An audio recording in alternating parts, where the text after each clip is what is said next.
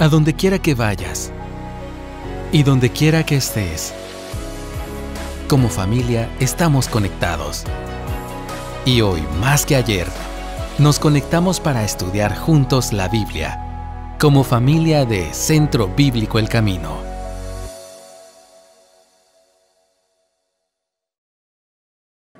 Muy bien, las últimas semanas hemos estado estudiando acerca de David, su trayectoria de vida. Y antes de entrar a estudiar este capítulo, ¿por qué no le entregamos este tiempo a nuestro Dios? Oremos. Amado Padre Celestial, te damos gracias por esta mañana. Gracias, Padre bendito, que podemos estar aquí. Gracias que tenemos la libertad para reunirnos, para cantar, para orar, para estudiar tu palabra. Y esta mañana, Padre bendito, a nosotros acercarnos a la Biblia que tú inspiraste, te rogamos, Señor, que seas tú el que nos hables. Te entregamos este tiempo a ti, Señor, confiando en la guía del Espíritu Santo.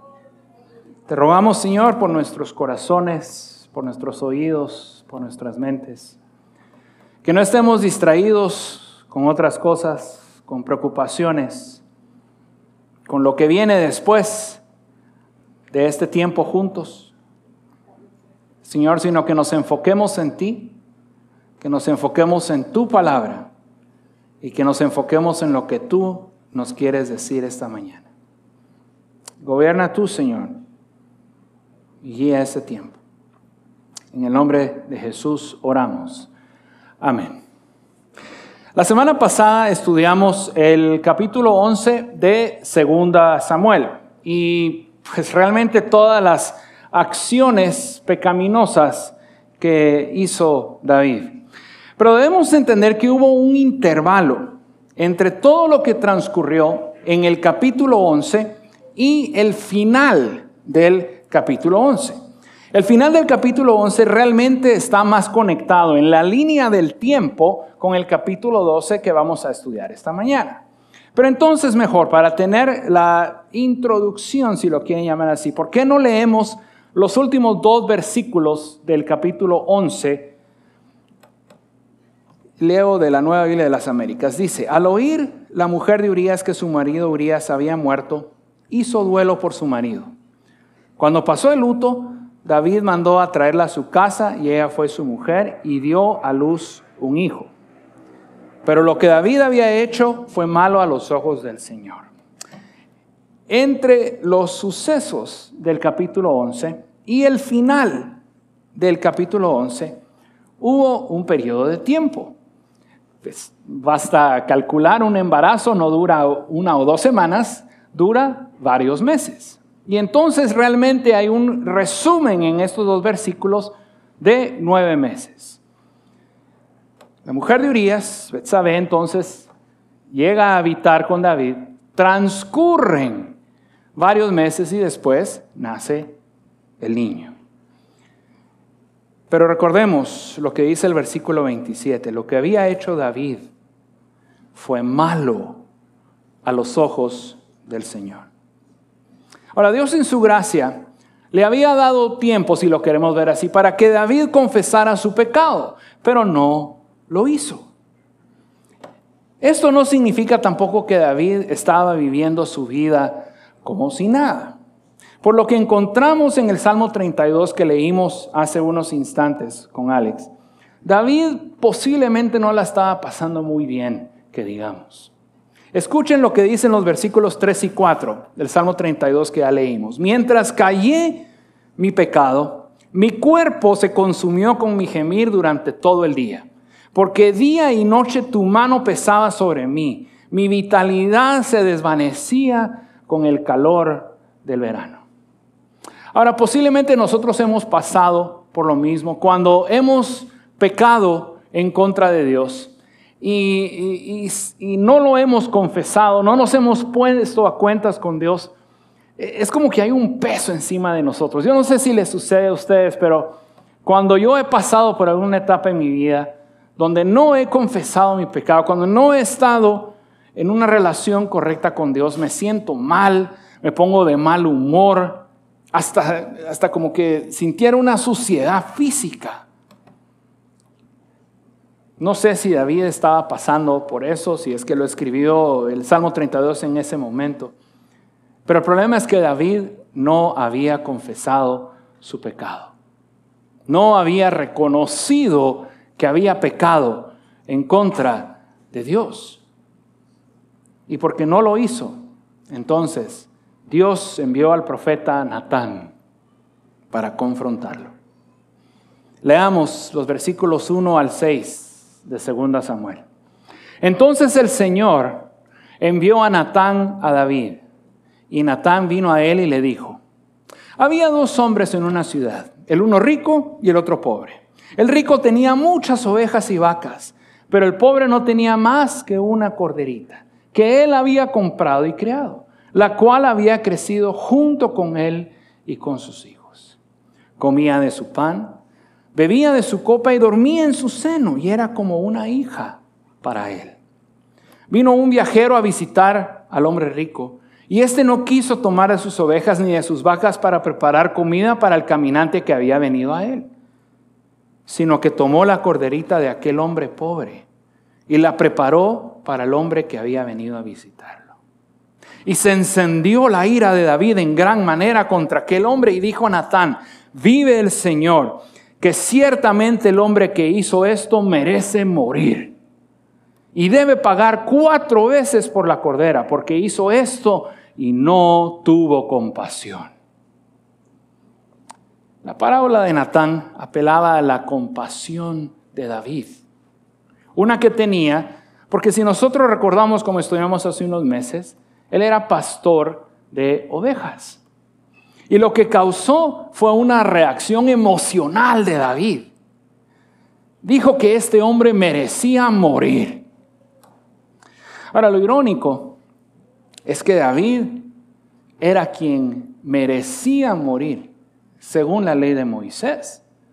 Levítico 20:10 es muy claro en decir que si un hombre y una mujer cometen adulterio, el castigo es la muerte. Levítico 24:17 dice que si alguien le quita la vida a otra persona, merece morir. Pero de una forma hipócrita, David citó la ley en Éxodo 22:1, que dice que si alguien roba una oveja, tiene que repararlo con 4 ovejas.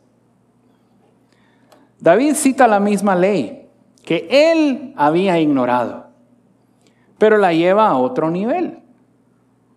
David afirma que ese hombre que había quitado la oveja merecía morir, cuando la ley de Moisés no lo establecía así. Tenía que repararlo hasta 4 veces. Es como que si David estuviese tratando de deshacerse de su sentimiento de culpa, condenando a otro, mientras que su propio subconsciente lo juzgaba a él mismo. ¿Qué fue lo que Natán le respondió a David? Leamos los versículos 7 al 12. Entonces Natán dijo a David: tú eres aquel hombre.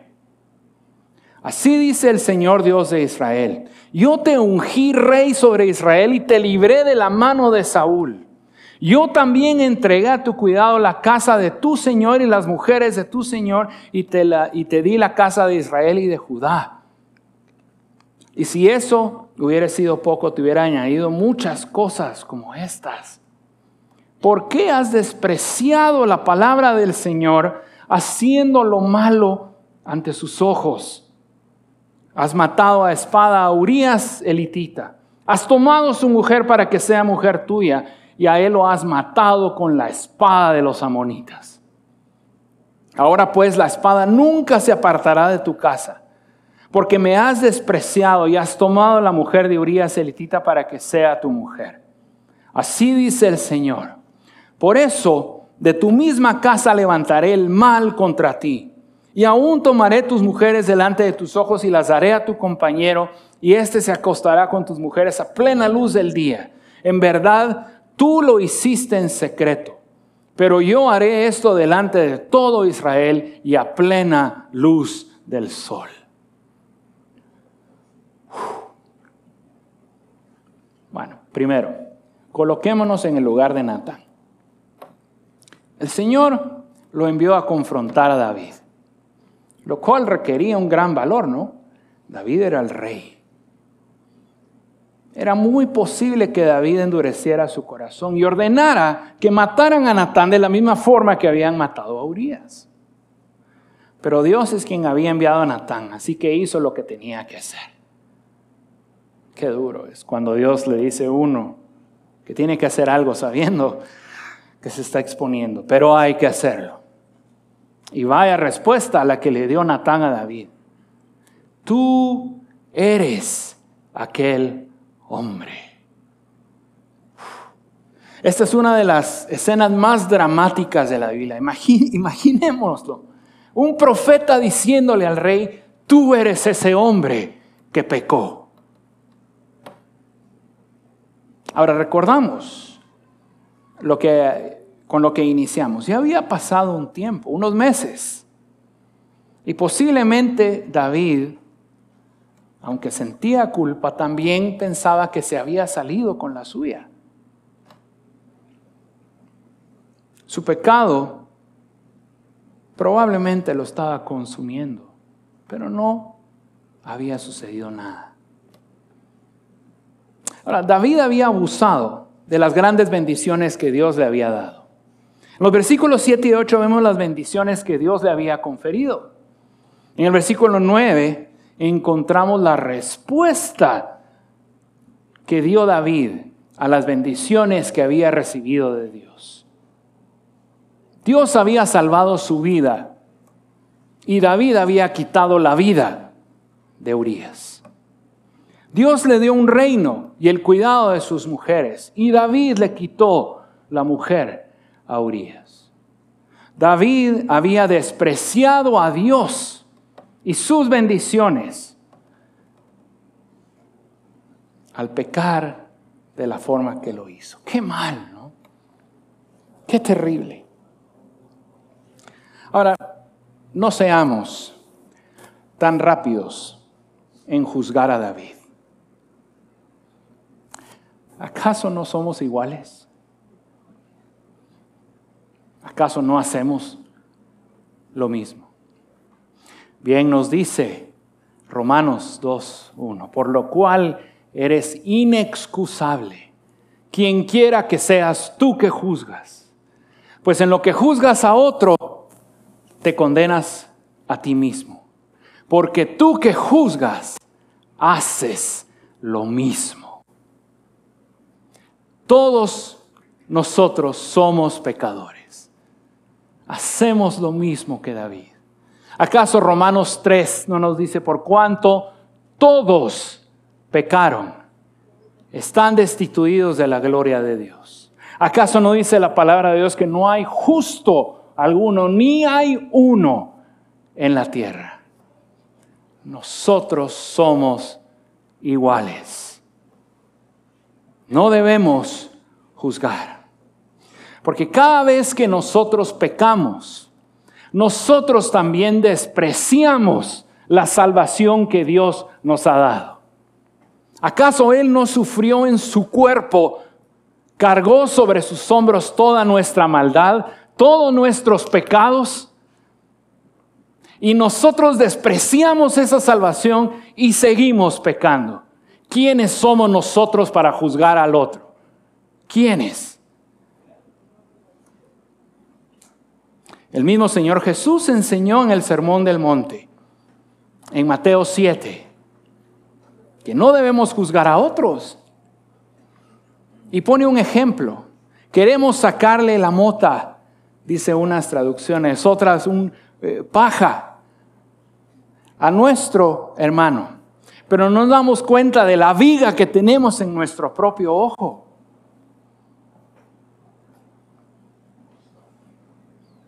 No podemos juzgar a otros. Ahora tampoco nos debemos ir del otro lado. Y decir, bueno, entonces como nadie me puede juzgar, yo puedo hacer lo que yo quiero hacer. Es como un permiso, tengo carta blanca para pecar. ¿Cómo? ¿Quién me va a juzgar? No, tampoco es así. ¿Se recuerdan la parábola, o más bien la enseñanza que encontramos en Juan 8? Cuando una mujer adúltera fue llevada frente a Jesús para probar a Jesús. ¿Se recuerdan lo que decíamos de Levítico? El que es culpable de adulterio era digno de muerte. Por eso todos habían llegado con rocas para apedrearla y matarla. ¿Qué fue lo que dijo el Señor Jesús? El que esté libre de pecado, que lance la primera roca, enseñándonos a no juzgar. Ahora, muchos se quedan hasta ese punto de la historia. Solo eso se recuerdan. No hay que juzgar. ¿Qué fue lo último que le dijo el Señor Jesús a la mujer? Vete y no peques más. Nadie nos puede juzgar, pero entonces tampoco pequemos. No pequemos más, porque hay consecuencias para nuestro pecado. Hay un precio a pagar cuando nosotros pecamos. Hay castigo de parte de Dios. David recibió ese castigo. David recibió ese juicio. Veamos los versículos 10 al 12. Las frases devastadoras del castigo de Dios. La espada nunca se apartará de tu casa. De tu misma casa levantaré el mal contra ti. Tú lo hiciste en secreto, pero yo haré esto delante de Israel y a plena luz del sol. La casa de David, sus hijos, las acciones de sus hijos, representarán y traerán a la vida el castigo de Dios para David. Es realmente triste ver las acciones de los hijos de David. Amnón obliga a su hermana Tamar a tener relaciones con él. Absalón se rebela en contra de su padre, se posesiona del harén real y hace una orgía a la vista de todo el pueblo. Adonías intenta hacer suya una concubina de su padre David, después de que éste ha fallecido.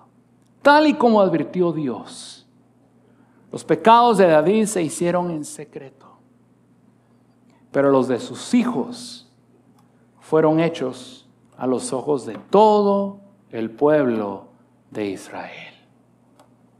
Terrible. Realmente terrible. ¿Cuál fue la reacción de David ante todo esto? Leamos con atención el versículo 13. Solo el versículo 13. Entonces David dijo a Natán: he pecado en contra del Señor. He pecado en contra del Señor. La confesión de David ante su pecado fue genuina. Identificó su accionar, todo lo que había hecho, como pecado. No lo trató de encubrir esta vez. Tampoco intentó de explicarse o justificarse como probablemente lo hubiera hecho Saúl. Es más, la importancia de esta confesión es que reconoció que su pecado fue primordialmente en contra de Dios. No en contra de Betsabé, no en contra de Urías. Fue en contra de Dios. El Salmo 51 nos provee de un mejor conocimiento de lo que sintió David cuando confesó su pecado. Escuchen los primeros versículos del Salmo 51. Ten piedad de mí, oh Dios, conforme a tu misericordia. Conforme a lo inmenso de tu compasión, borra mis transgresiones. Lávame por completo de mi maldad y límpiame de mi pecado, porque yo reconozco mis transgresiones y mi pecado está siempre delante de mí. Contra ti solo he pecado y he hecho lo malo delante de tus ojos. ¿Cuál fue la reacción de Dios ante la confesión de David? Recibió perdón. Perdón. El perdón fue a través de una especial revelación de Dios a través de Natán, que encontramos en la siguiente parte del versículo 13. Y Natán dijo a David, leamos la segunda parte del versículo 13. Y Natán dijo a David, el Señor ha quitado tu pecado, no morirás. Dios quitó el pecado de David por pura gracia. Dios bien pudo haber actuado conforme a la ley de Moisés que él había dado. Y entonces David hubiera muerto. Pero no fue así, porque David reconoció su pecado. Un reconocimiento verdadero, honesto, humilde y completo. Vemos aquí el corazón de David. Un corazón capaz de experimentar el arrepentimiento ante el pecado. Ese reconocimiento, esa confesión, esa actitud es lo que le trajo perdón. Y observemos bien, el perdón de Dios fue inmediato. Como nos recuerda Romanos 5:20, donde el pecado abundó, sobreabundó la gracia. Ahora nosotros, ¿qué de nosotros? Hablamos, incluso al principio yo mencionaba que a veces cuando pecamos y no estamos a cuentas con nuestro Dios, por lo menos yo me siento mal, de mal humor, me siento sucio, no estoy tranquilo, no hay paz. La forma de recobrar la paz, la forma de sentirnos bien, es confesando nuestros pecados, arrepintiéndonos de lo que hemos hecho. ¿Y qué nos dice 1 Juan 1:9? Si confesamos nuestros pecados, Él es fiel y justo para perdonar nuestros pecados y limpiarnos de toda maldad. Él nos perdona, nos limpia de una forma inmediata. Si el reconocimiento y la confesión es honesta y completa. El Salmo 103, 8-2 dice, compasivo y clemente es el Señor, lento para la ira y grande en misericordia. No luchará con nosotros para siempre, ni para siempre guardará su enojo. No nos ha tratado según nuestros pecados, ni nos ha pagado conforme a nuestras iniquidades. Porque como están de alto los cielos sobre la tierra, así es de grande su misericordia para los que le temen. Como está de lejos el oriente del occidente, así alejó de nosotros nuestras transgresiones. Reconocemos que somos pecadores, pero también entendamos y confiemos en el perdón que da Dios. Dios es fiel en perdonarnos. Y como dice el Salmo 103, aleja de nosotros nuestro pecado. Así como el oriente está lejos del occidente, como el este está lejos del oeste. No importa dónde vaya, si me coloco aquí, el este está por allá, el oeste está por allá. No se van a juntar. Así están tan lejos nuestros pecados de nosotros. Si me coloco por acá, el este sigue estando allá, el oeste allá. Si me voy para acá, el este está allá, está completamente lejos de nosotros nuestros pecados. Y tenemos que confiar en ese perdón.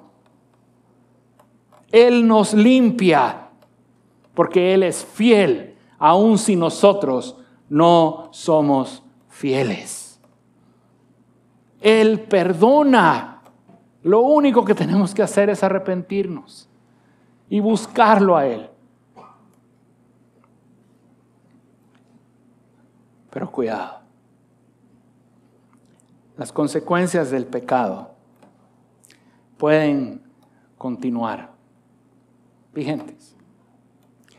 Mientras que Dios removió la maldad del pecado de David, lo perdonó, Dios no removió las consecuencias del pecado. Es a lo que llamamos la disciplina de Dios. No sé si alguna vez han podido clavar, valga la redundancia, un clavo en una pared. Yo no sé si voy a recordar un enojo que tuvo una vez mi esposa conmigo, que puse un clavo en una pared. Ahí no era. Ups. ¿Qué pasó cuando saqué el clavo? Removí el clavo, ya estaba todo doblado, lo tiré a la basura, se alejó. El clavo representa el pecado. El clavo estuvo en su lugar. En el momento en que lo saqué y lo tiré a la basura, quedó olvidado. Así es el perdón de Dios. Remueve el pecado de nuestra vida y lo aleja, lo olvida. Pero el hoyo de la pared continúa ahí. Ese hoyo, lamentablemente, a veces son las consecuencias de lo que hemos hecho. Sí, Dios perdonó a David inmediatamente cuando él confesó y reconoció, pero las consecuencias por su pecado, el castigo por su pecado continuó vigente. Esa es la forma en que Dios normalmente maneja nuestro pecado. Sí, remueve el pecado, nos limpia de nuestra maldad, pero usualmente permite que más de alguna consecuencia permanezca para que aprendamos. Esa es la disciplina e instrucción de Dios. Y es que tenemos que tener muy claro lo que nos recuerda Gálatas 6:7. No se dejen engañar. De Dios nadie se burla, pues todo lo que el hombre siembre, eso también segará. La consecuencia inmediata del pecado de David fue muy dura, como vemos de los versículos 13 al 15. Leamos. Y Natán dijo a David: el Señor ha quitado tu pecado, no morirás. Nuevamente, el principio continúa siendo el mismo. Dios quitó el pecado, no morirá. Sin embargo, por cuanto con este hecho has dado ocasión de blasfemar a los enemigos del Señor, ciertamente morirá el niño que te ha nacido. Y Natán regresó a su casa. Ahora, quisiera aclarar que esta consecuencia del pecado de David es eso. Consecuencia para el pecado de David. No siempre cuando nosotros pequemos recibiremos una consecuencia tan severa. Aunque pueda ser que sí suceda dependiendo del pecado que cometamos. Podemos tomar como ejemplo la propia ley humana, la cual calibra las consecuencias según lo que hagamos. Por ejemplo, el Código Penal divide en delitos y faltas. Delito es lo grave, falta es lo menos grave. Por ejemplo, amenazar a alguien e insultarlo es una falta y son unos días de estar detenido. Pero asesinar a alguien es un delito grave y son años que se tienen que cumplir en prisión. No importa si es un pecadito o un pecadote, siempre hay consecuencias. El pecado es pecado. Y debemos esperar alguna consecuencia. Tal vez Dios en su misericordia no nos obligue a pasar por las consecuencias, por la instrucción. Pero puede ser que sí. Ahora, ¿qué era lo grave del pecado de David? Dos aspectos. Primero, obviamente todo lo que hizo, que vimos en el capítulo 11 la semana pasada. Tomó a una mujer de alguien más, mató al esposo y después hizo suya la mujer. Eso es muy grave. Pero segundo, lo que explica Natán también en los versículos 13 al 15. Dios no podía ignorar el pecado de David. Y entonces permitir que los enemigos del Señor, aquellos que no creen en Él, los paganos que vivían alrededor del pueblo de Israel, que adoraban otros dioses, blasfemaran su nombre, como indicó Natán. Ahora, ¿cómo blasfemarían su nombre los paganos que están alrededor de Israel? Bien, ellos al escuchar el pecado de David, podrían decir, miren, el rey de Israel, que se supone que tiene el Dios verdadero, hace exactamente lo mismo que nuestros reyes. Y su Dios no lo castigó, de la misma forma que nuestros dioses no castigan a nuestros reyes, que hacen exactamente lo mismo. Lo que estaba en juego era la santidad de Dios a los ojos de los paganos. Y observemos bien que esta consecuencia que el niño moriría, ni Natán ni David cuestionaron el castigo de Dios. No lo pusieron en duda. De la misma forma, mis hermanos, nosotros no debemos cuestionar el castigo que recibimos por nuestros pecados. Si nos merecemos eso y mucho más, merecíamos la muerte, pero Dios nos ha salvado. Aguantemos las consecuencias de nuestros pecados. A pesar de eso, David de todos modos oró por ese niño, como vemos en los versículos que vienen después. Y David estaba desconsolado, abatido. Ahora, no se menciona el nombre del niño, si ustedes observan en esos versículos. No se dice en ningún momento su nombre. Lo que pasa es que los israelitas nombraban a sus hijos a los 8 días. Y si nosotros observamos, se cumplió el castigo. El niño murió a los 7 días. No tuvo nombre. Ahora, los siervos de David pensaron que ese iba a ser el acabose para David. Si estaba así cuando el niño estaba vivo, estaba destrozado, ¿qué iba a suceder cuando supiera David que el niño había muerto? Pero observemos la reacción de David en el versículo 20. Entonces David se levantó del suelo, se lavó, se ungió y se cambió de ropa. Entró en la casa del Señor y adoró. Después vino a su casa y cuando pidió, le pusieron comida delante y comió. ¿Cuáles son las dos acciones principales que hizo David en esos versículos? 1, David adoró. Y número 2, David comió. Estaba en una depresión profunda, muere el niño y su reacción ahora es adorar y comer.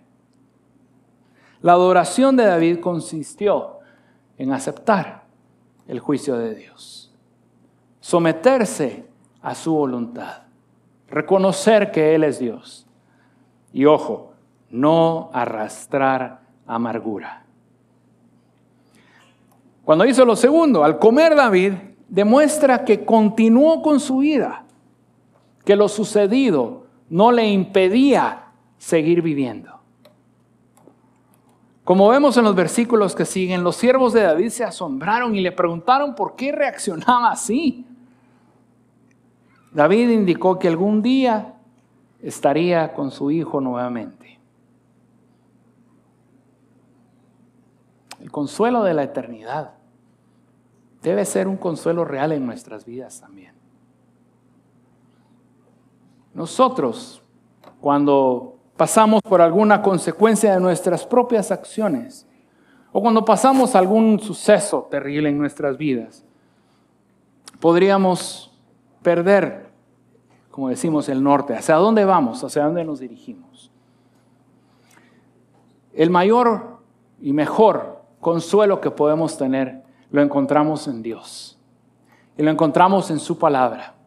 Y lo encontramos en sus promesas. Lo que nos sostiene son sus promesas. Podemos continuar igual que David, adorando a Dios, aferrándonos a sus promesas, confiando en la eternidad. Y en los versículos a continuación, mis hermanos, encontramos dos grandes ejemplos de la gracia de Dios. Él, Dios, no nos disciplina por el resto de nuestras vidas, por los pecados que cometemos. Les leo nuevamente una porción del Salmo 103. Compasivo y clemente es el Señor, lento para la ira y grande en misericordia. No luchará con nosotros para siempre, ni para siempre guardará su enojo. ¿Cuáles son estos dos ejemplos de gracia que encontramos en los versículos a continuación? Primero, versículos 24 y 25. Dios le dio otro hijo a David y a Betsabé. Y observen quién fue ese hijo. Salomón. Salomón, que sería el futuro rey después de David.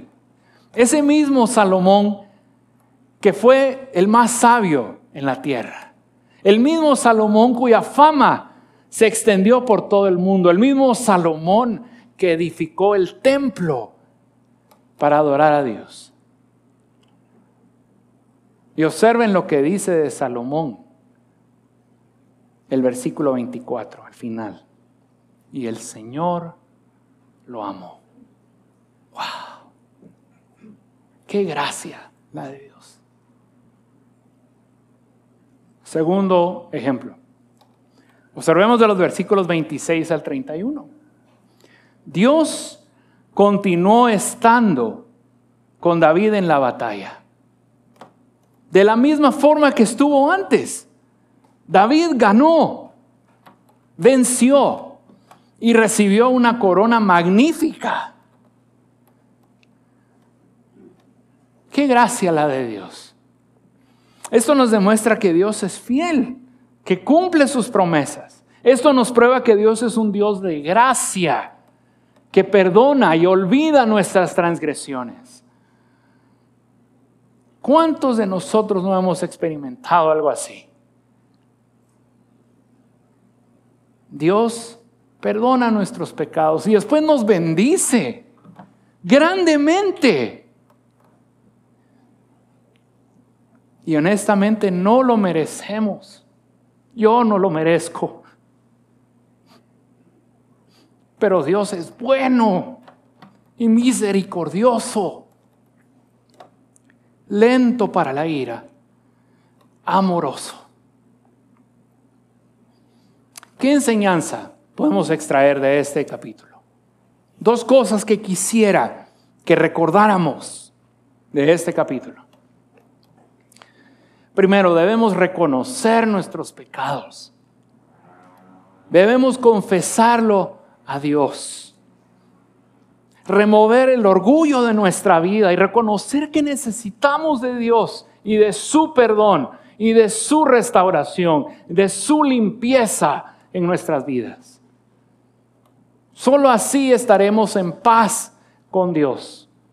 Solo así estaremos en paz con la vida y con otros. Solo cuando estamos en una buena relación con Dios tenemos verdadera paz. Y en segundo lugar, ver el pecado desde la perspectiva correcta. no caigamos en el error de subestimar el pecado, de hacerlo de menos, de tomarlo a la ligera. El pecado es terrible, es desobedecer a Dios. Pero debemos saber que si pecamos, Dios nos perdona. No debemos juzgar a nadie. No debemos sobredimensionar las consecuencias del pecado, porque las habrán. Pero no las hagamos más de lo que son. Que nuestra vida se acaba, porque Dios nos disciplina. Es por un tiempo. Y como vimos con David, Él nos va a restaurar y nos va a bendecir grandemente si confesamos nuestros pecados, si estamos bien con Él. Busquemos la restauración, mis hermanos. Busquemos estar bien con Dios. Miqueas 7, 18-19 dice: ¿qué Dios hay como tú, que perdona la iniquidad y pasa por alto la rebeldía? No persistirá en su ira para siempre, porque se complace en la misericordia. Volverá a compadecerse de nosotros. Eliminará nuestras iniquidades. Sí, arrojarás a las profundidades del mar todos nuestros pecados. Pongámonos de pie y oremos a nuestro Dios. Amado Padre Celestial, tú eres Dios, tú eres santo, eres 3 veces santo. Eres un Dios fiel y misericordioso que perdona nuestros pecados, que nos limpia de nuestras transgresiones. Padre bendito, te agradecemos y te alabamos por el sacrificio de Cristo en la cruz. Porque a través de ese sacrificio es que nosotros podemos tener perdón de nuestros pecados, de nuestras iniquidades, de nuestra maldad, de nuestra suciedad. Gracias por tu perdón. Padre bendito, yo te ruego por todos los que estamos aquí. Oh Señor, ayúdanos a entender que sin ti no podemos tener paz. Sin ti no podemos tener una vida que te agrada. Si no estamos bien contigo, no nos va a ir bien. Ayúdanos a entender eso, Señor. Ayúdanos a vivir eso todos los días. Ayúdanos, Señor, a confesar nuestros pecados, a reconocer que tú eres Dios y que eres santo y que requieres y exiges santidad de nosotros, Señor. Ayúdanos a ser humildes ante ti y reconocer que te hemos fallado, que te hemos desobedecido, que hemos pecado en contra de ti. Confiamos, Señor, en tu perdón. Confiamos en la promesa del perdón y de la limpieza que tú nos das.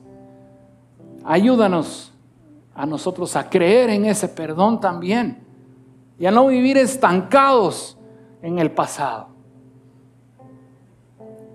A confiar en tu perdón y ver cómo tú nos bendices cuando estamos bien contigo.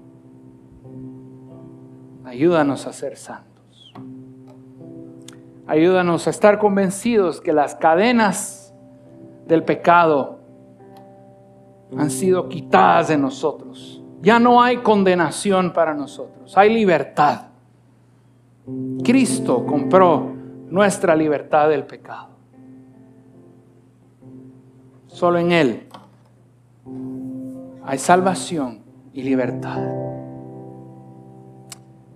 Gracias, Señor, por todo esto. En el nombre de Jesús. Amén. A donde quiera que vayas y donde quiera que estés, mantente conectado con Dios. Y también conéctate con nosotros a través de nuestras redes sociales. Hasta pronto.